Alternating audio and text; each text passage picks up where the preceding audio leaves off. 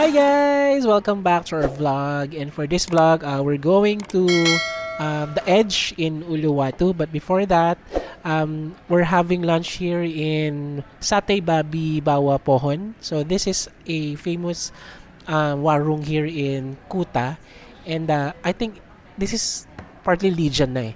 So I saw this in Mark Wayne's vlog here in Bali. So we've ordered their satay with rice and with rice cake. So pakita ko sa inyo yung mga in-order namin. So this is what we've ordered. So this is 30,000 rupiah. So this is Lana, satay with rice, and mine is satay with rice cake. And then this dessert is ano to, avocado? Avocado something. This is only for 20,000. So and ito na yung mga friends natin, si Ate Bing, fresh from Manila, and Claire, fresh from Los Baños City, Laguna. So we're waiting for their food before we eat, and then after this, we're gonna book a Grab or a Gojek going to Uluwatu for the Edge. So, kainin natin sila. Ngayon natin yung food nila. So, tikman na natin ang ating satay. So, maliit lang siya na barbecue. Tapos parang rice cake. Ito yung bakdokot-dokot sa Bisaya. Jenson, ganyan. Sweet and spicy.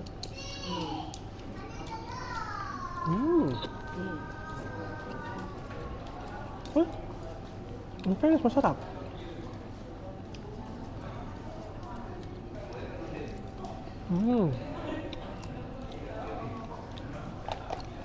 Sweet and spicy, tender ang pork. Super okay siya. For only 30,000. That's only around 100 pesos. Right, no? Let's put some, ang tawag dito? Sambal. Let's try some sambal. Let's dip the... Oh, sambal. No? Pero masarap. Let's dip the pork sa sambal. Ay, ayun yung soy sauce. Baka naman sila. Ay, hindi naman para sa ano, sili, ano siya, bago beans. Yung may cake. Ang sarap. Tapos siya poli pala, hindi siya papaya. Very nice.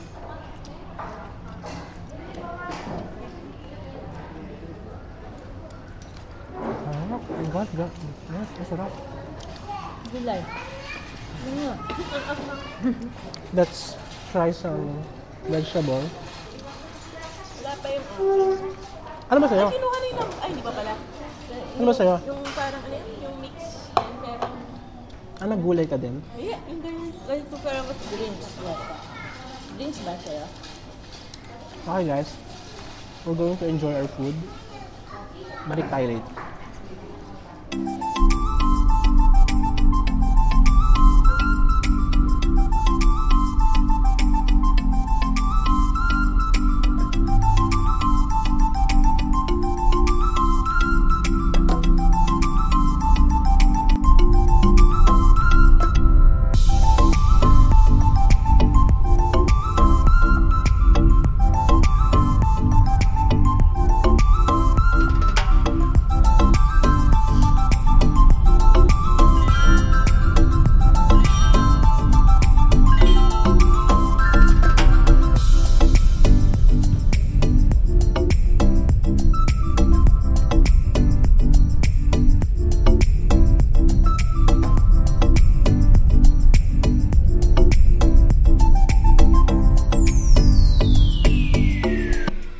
Guys, although after more than 1 hour drive from Kuta, we're now here in the Edge, or ano nga to, 180 degrees.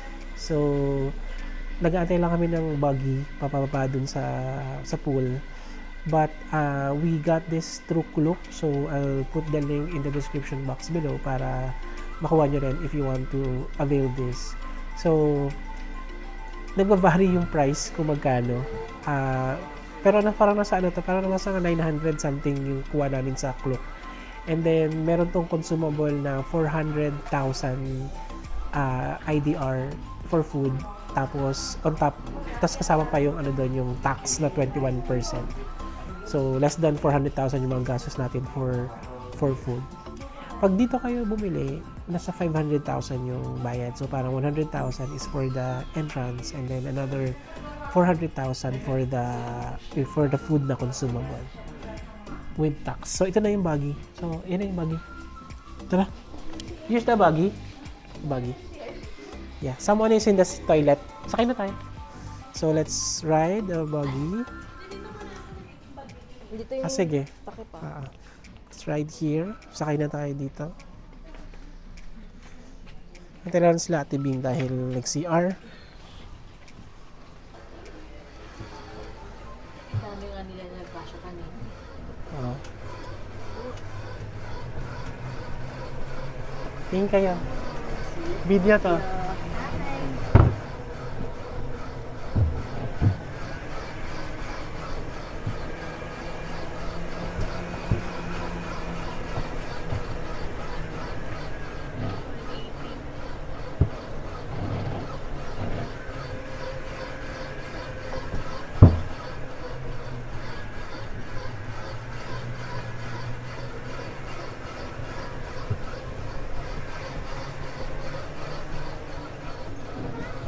Ito na. Ay, wow. Here. Okay, yes. Thank you. Dito na. Okay. Alright guys, we're here. Pababa na tayo dito sa 180 degrees here at the edge. So sana may mag-assist sa atin for the... So dito yata kami. Hi. So for the fourth person, we have this one. We do apologize, it's a little bit hot, but later the sun will be going over there. So No we'll be problem. shadow here, No yeah. problem. Okay. For the menu, just scan the barcode on the table. You can order directly with your phone. Okay. If you need the Wi-Fi, just log in the Eats hotspot, no need the password. Okay. For the food or drink, you can have here or inside also. We can eat also here. Alright. Okay. Thank you so much. Thank you. What's your Have a name? nice day. Sita. My name is Chitra. Chitra. Thank you, Chitra. My pleasure. Just Question? May question ba kayo? At the place natin. Yes, tong dalawa. Thank you Thank you, so much. Chitra. Have a nice day. Mamaya daw yung ano papunta dun, yung araw. Hindi, mas malapit yung pwesto. Ano yan? Mas mahal. Oo. Oo. Alright, so this is our diet for today. So, mag-prepare muna tayo.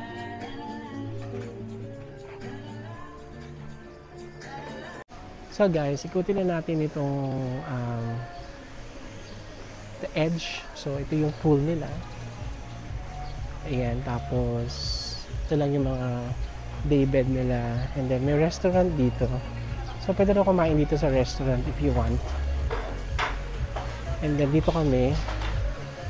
Medyo mainit pa yung portion namin kasi mag-alas 3 pa lang. Kaya mataas pa yung araw. Pero hopefully later bumaba yung araw. So, ayan. So, yung mga yun, ewan ko parang mas malaki yung bayad nila dyan. And then, dito kami. Ayan sila nasa tibing. Ito yung pwesto namin. Yan, medyo maaraw pa, oh. Yan, sila na namimili na ng food para makakain na kami. Ito lang yung mga daybed. Tapos, ikutin pa natin yung sa may... parang may taas pa dito. Akit natin yung taas ng restaurant. Para makita nyo din yung itsura niya.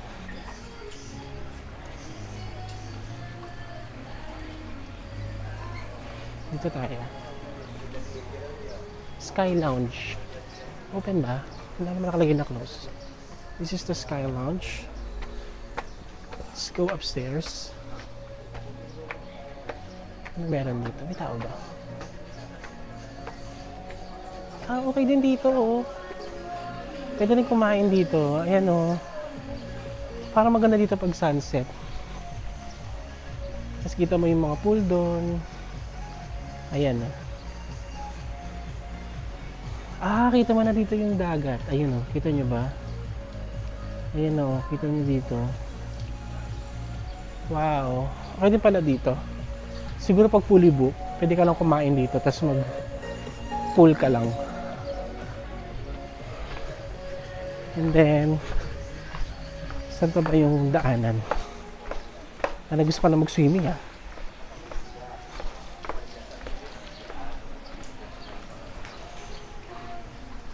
So dito yung daan papunta dito sa may sikat na picturean.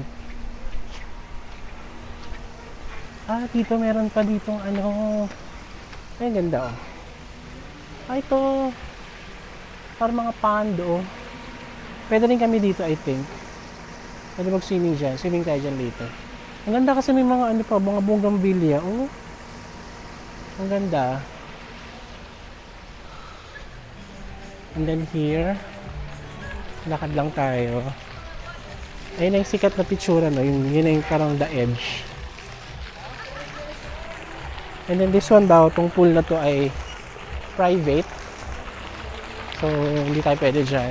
For in-house guest lang daw. Let's go here. And then we have here yung mga, ito. Dito nagpapicture. Ayan nice Hello. So, ayan guys, tingnan nyo. Look at that Super lalim doon Kita-kita yung mga bato dito. Ang ganda. Amazing. So, ito lang. Wala lang ditong dagat. Puro puro pool lang. And then, yan, view lang ng dagat. Pero wala tayong access sa beach. And then, dito yung may mga dito yung nagpapapicture yung mga tao. Kaya, ayan. Yan. Basically, ito lang. Maliit lang naman siya. And then, ito, mga mga in-house guests or ewan ko kung may hotel pala yung The Edge. And basically, ito na yon. Private. Private po, no entry. For private use.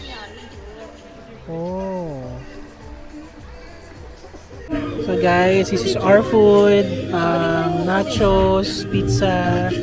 I have smoothie bowl and seafood. And then, a lot of fries. Ang daming fries, Then our drinks. Para makita yung 180. So this is our food.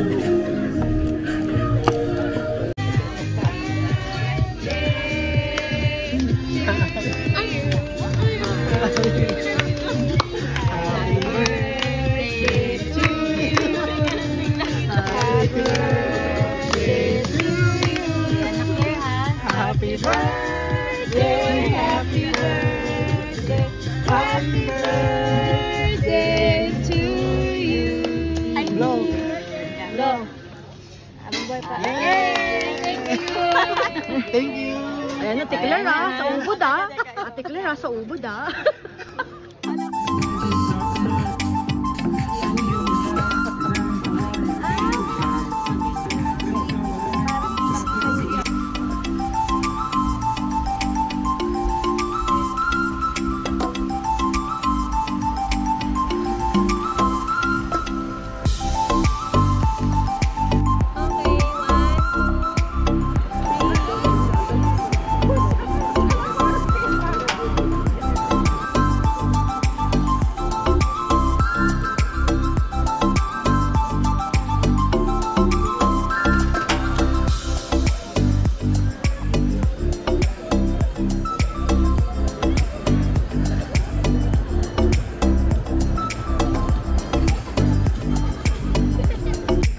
Okay guys, nag-enjoy kami dito sa The Edge and kakatapos na mag-picture dun sa The Money Shop here in The Edge and nakipag-anuhan pa kami pag-unahan sa pwesto kasi may mga ibang, ewan ko ba, mga Hindi yata maka-gets na nagkapa-picture tayo dun. Pero anyway, nakatapos na naman tayo ng picture. So, nag-enjoy lang tayo dito. We still have around almost 1.5 hour pa. More than 1.5 hour pa to stay here. Kasi until 6:30 lang tayo dito sa The Edge. So, nag-enjoy lang kami. Picture lang. Dito sa The Edge. Alright, sige. Picture mo kami tatlo ha? Sige, later. Pumunta kami doon mamaya para may stream dito, guys. Tingnan nyo. One more. Oo. Parang may pa-stream mo. Wala tayo dyan later.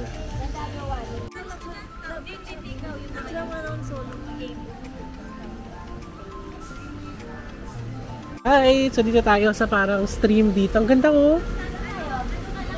Ang ganda guys oh.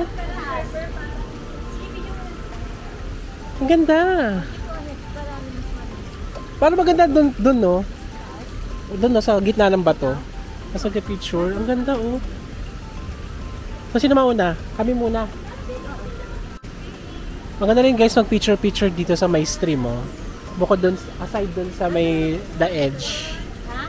Ganda rin mag picture dito. So kasi parang natural. Parang natural yung stream nila. Pero syempre man-made lang yan. Pero akala mo false talaga oh. Ang ganda. Alright. We're done here. One last look here. In The Edge, Bali. We're now going back to our hotel, and then after that, maybe we're gonna walk around Kuta. We're gonna go to Kuta Square and then Kuta Beach at night. Right, but for now, let's go to the Baguio and then our go check. Hello guys! So that's it for this vlog. So pagkagaling natin ng The Edge, nagdakad-lakad lang tayo sa Kuta Square, and then after that, dahil na-feel ko talaga yung pagod and sakit ng muscle, nagpa-massage kami dito sa may Poppy Lane, malapit lang sa hotel natin here in Kuta. So yung massage dito nasa 80,000 IDR or in Philippine peso around mga 250 pesos lang din yung bayad. Tapos nag-tip na lang kami ng mga 20 para saktong 100,000 yung aming binayad. So okay naman yung massage dito. So medyo intense lang pero at least yung muscle pain nawala sa mga paa namin. So that's it for this vlog guys. So salamat sa panonood nyo. I hope you like this vlog, and I hope naka-help kami sa pagka-plan nyo papunta ng Bali. So thank you guys. So if you are not subscribed yet to our channel, please do subscribe, and if you want to be notified for our next video, please click the bell button below. Bye and see you tomorrow.